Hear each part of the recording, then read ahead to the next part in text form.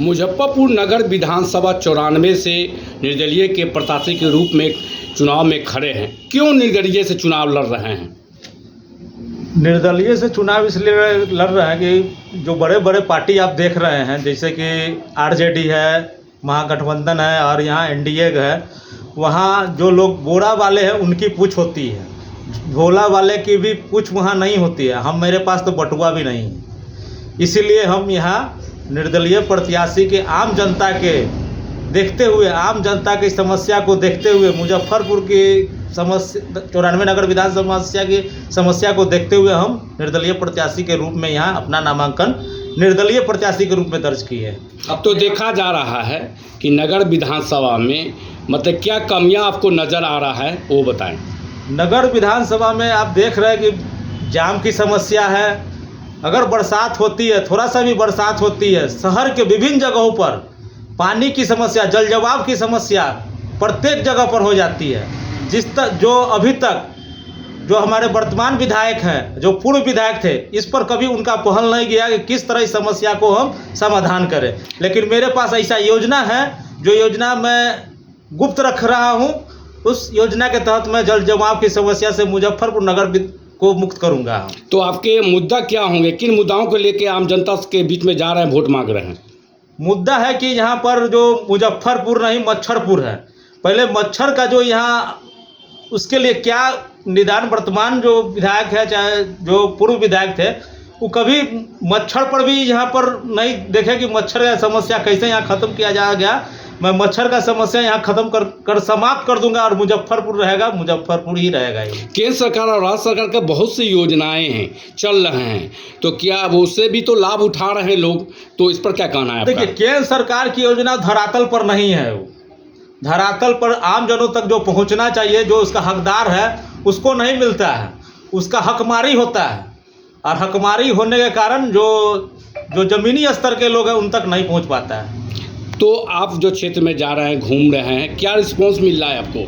देखिए, हम ऐसे समाज से आते हैं, हम जो जिस समाज से आते हैं वो मिठास घोलने का काम करता है और मिठास घोलने का काम करता है और समृद्धि का प्रतीक है। हम जहाँ भी जाते हैं लोगों में मिठास घोलते हैं।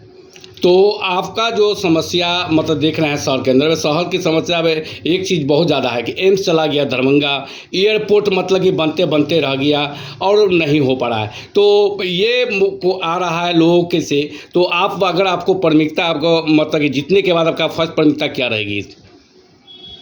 चुनाव अगर हम जीतते हैं, मुजफ्फरपुर नगर विधानसभा से चुनाव जीतते हैं, तो यहाँ मेरा प्राथमिकता रहेगा जो बाहरी यहाँ से जो इलाज के लिए पूरे प्रदेशवासी, हम पूरे मुजफ्फरपुर नहीं, पूरे प्रदेशवासियों का जो इलाज के लिए बाहर जा रहे हैं, इलाज कराने के लिए, दवा के लिए दर दर भटक रहे हैं, उनको नहीं भटकना पड़ेगा। उनको सारा सुविधा मुजफ्फरपुर में ही मिलेगा।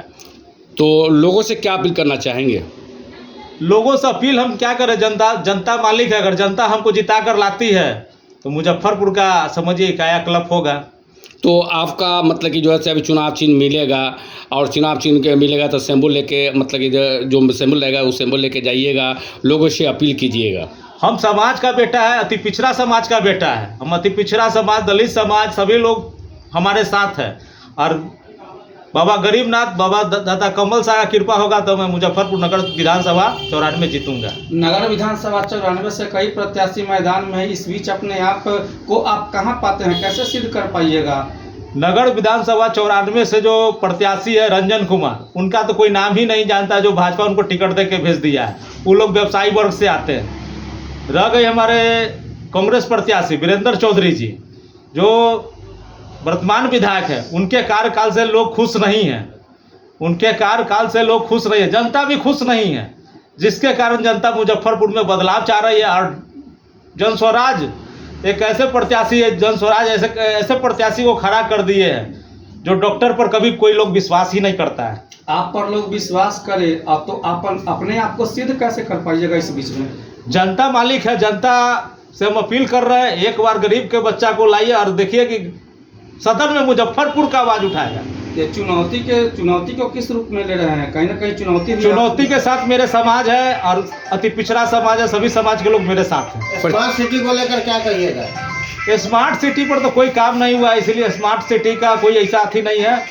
हम जीत कर आएंगे तो मुजफ्फरपुर में स्मार्ट सिटी का जो होता है उसको विधिक रूप से हम तैयार करेंगे और स्मार्ट सिटी का दर्जा हम लाएंगे इसको। नगर विधानसभा 94 के सम्मानित सभी जनता मालिकों से क्या अपील करना चाहेंगे?